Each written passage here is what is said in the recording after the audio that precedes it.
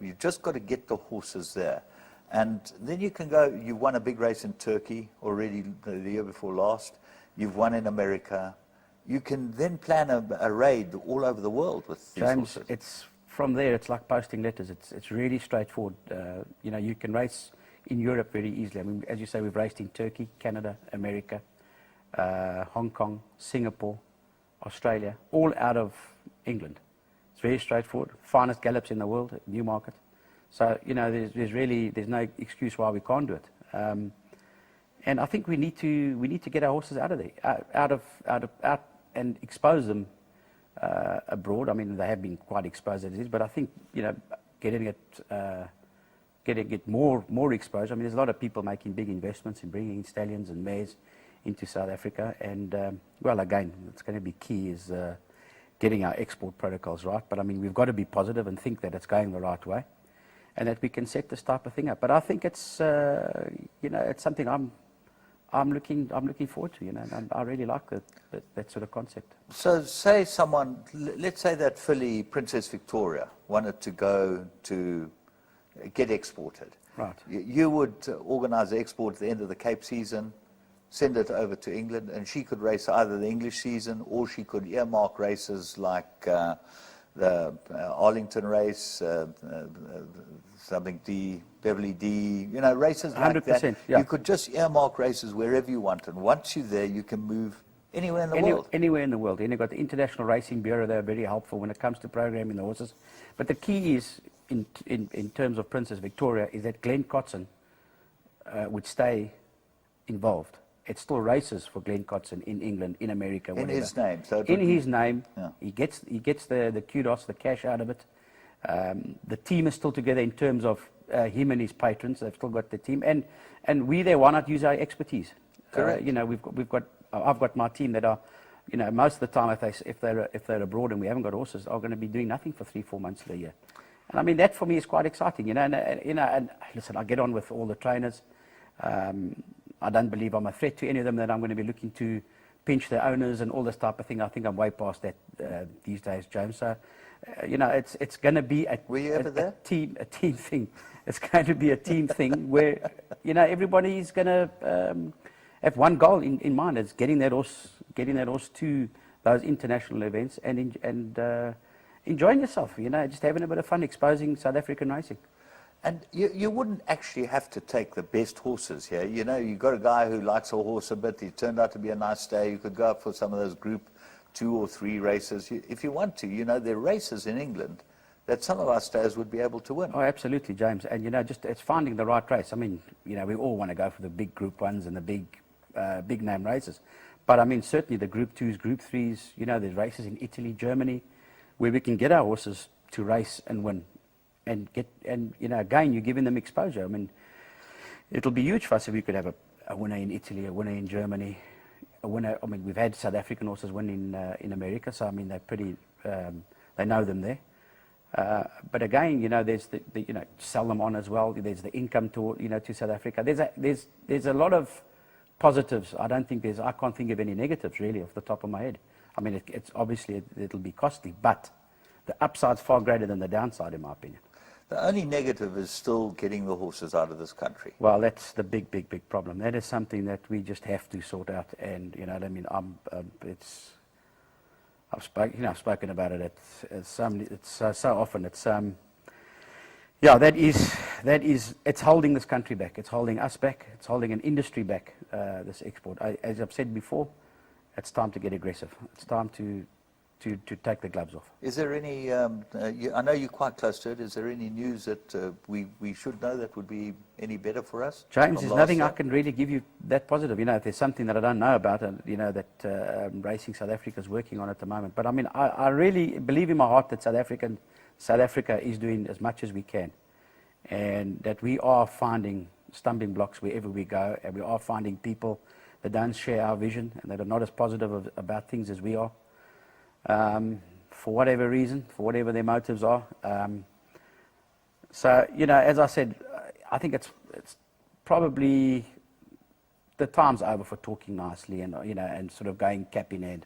I think we take the gloves off now and starting getting aggressive about it, because we this country's been held back, the revenue's been held back, the expansion, the growth of the game has been held back, job creation's been held back. Mike, just going back to Abington Place, because I just want to finish in this segment, Abington Place.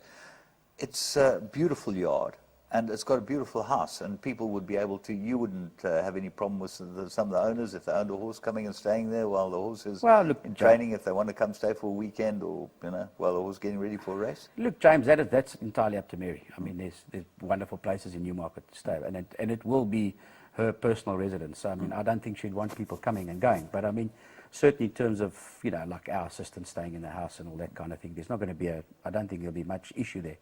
But it's fantastic that she's got this vision, and Jessica too will continue that vision, I'm sure, and that she wants to have horses race abroad. She wants to have horses race in South Africa. It's fantastic to have somebody with that enthusiasm like Mary, and still that hunger for it and that desire to succeed in this game, and to really now want to make an impression on the world stage.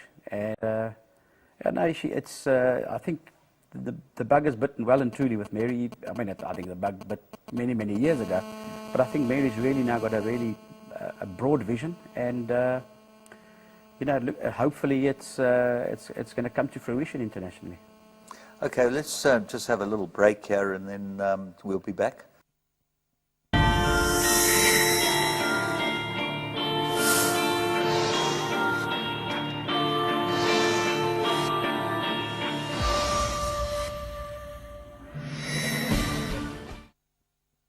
Mike, while that's all happening, this wonderful news with Mary Slack and Abington Place, there are huge things happening in KwaZulu-Natal training, and you're the top trainer here. You've heard what's going on. You went to a big in Durban at the Fairmont Hotels of Mali. How was it? What are your impressions? Yeah, look, James, there seems to be a lot of big ideas in Natal, which is great, which is obviously welcomed, for everybody concerned.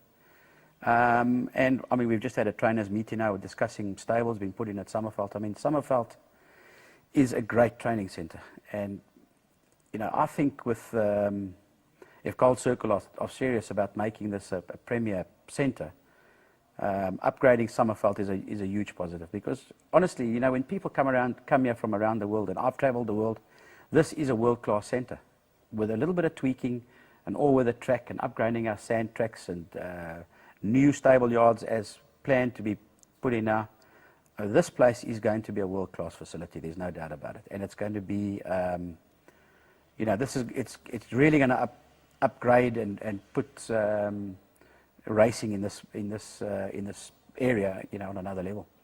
Well, the big talk and the big discussion element at this stage is a synthetic track that's being proposed not only here at Summerveld but also at Greyville.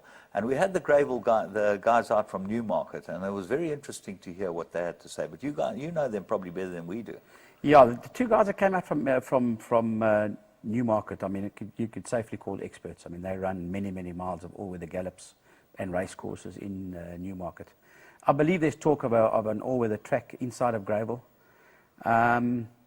Look, I think that is something that really needs to be spoken about quite extensively, and I think input from more than just me, from a lot of people, because, the question marks I have over it are just a bias, just a draw bias as it is. I mean, as it is right now at Greyville, drawn 16, 15, 14, 13 even, over a mile, 14, 1,200 meters. I mean, it's very difficult. I mean, the stats are there for you to see. It's very difficult to win. We're now going to go inside that.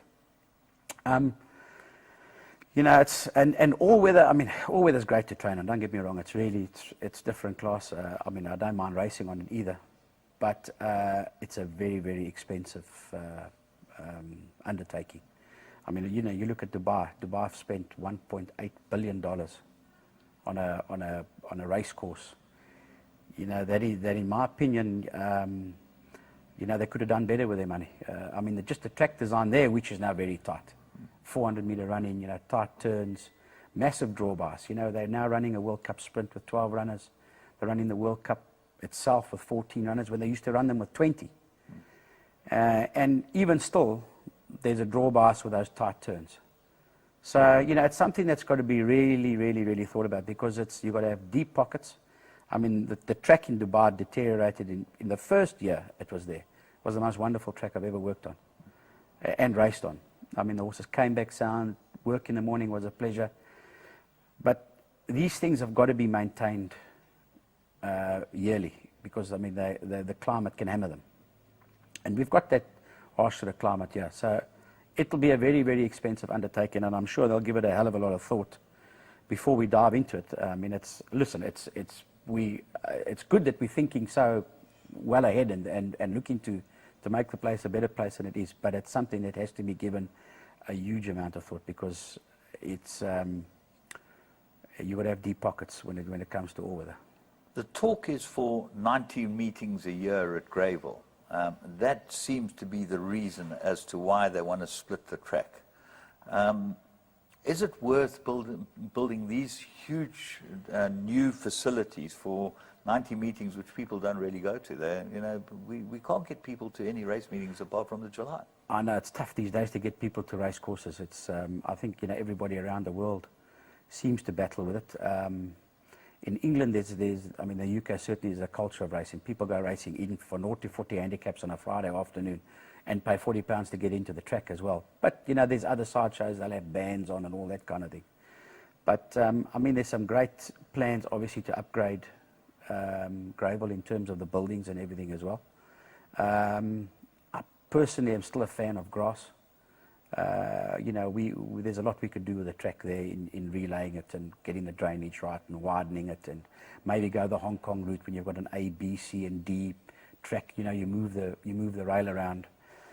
You know, again, as I said to you, James, it's not cut and dried. I think this board needs to think very, very carefully where they're going, because the decisions they make now, you know, we just look at Summerveld, for instance. We're looking at the boxes. We've got a problem now with stabling, and the stabling needs to be upgraded. But I mean, if there was more foresight 40 and 50 years ago when it came to building these boxes, we wouldn't have to spend as much money as we're going to now, you know.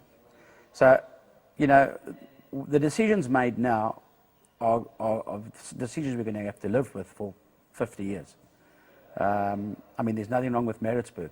You know, I read in the papers that Maritzburg municipality are looking to sell the property possibly to the casino. I mean, racinos, as they're known in America, were the savior of American racing, you know, teaming up with casinos. So that's obviously got to be an option that we've got to look at as well. And it's not a bad place to race, Maritzburg. We could upgrade the track there very easily. Pretty close to Summerveld, close to Ashburton. Exactly. Training center. Exactly. Yeah. Look, there's some monumental decisions that need to be taken in the near future, and a hell of a lot of thoughts got to be put into it. And I mean, you know, one welcomes the powwow we had at Zimbabwe, where everyone puts their ideas forward and everything like that. It's forward thinking to go that route. But, you know, as I say, I don't think these are decisions that they'll take very lightly. You know, you mentioned English race meetings are well attended. It's quite interesting when you look at those courses where they are well attended. They're sort of local race meetings, and they're only run 16 or 18 race meetings a year on those tracks. Ripon, Bath, Yarmouth, all those type of outside Brighton, Newmarket. Well, Newmarket's a racing community. Yeah. Is that not the key? You can't run 90 meetings and expect to have big crowds every single meeting. You know, the problem, James, with those little tracks in England is they're actually really underutilized. I mean, a course like Newmarket, Ascot, I stand to be corrected. I think they only race 20 odd or maybe 30 times a year for the beautiful and wonderful facilities that they do have. So, you know, to race 90 times a year, you've obviously got to look at your surface and how it can stand it. So one, you know, has to address that. But, you know, I think that it becomes very costly maintaining so many race courses. As, I mean, Pumalela found out when they took over, you know, that they really had too many race courses and they had to get rid of two. They probably would have, you know, with hindsight, probably only have got rid of one. But, I mean, you know, that's with hindsight. But it is costly to maintain so many courses. And a lot of them, you know, you've got these great facilities standing for 330 days of the year, doing nothing. Empty, yeah. So one has to find a way to utilize the great facilities that you do have. Well, that's the other side of the coin as far as putting the inside sand track in, or all-weather track, let's call it an all-weather track, because I don't think anyone's really decided, have they?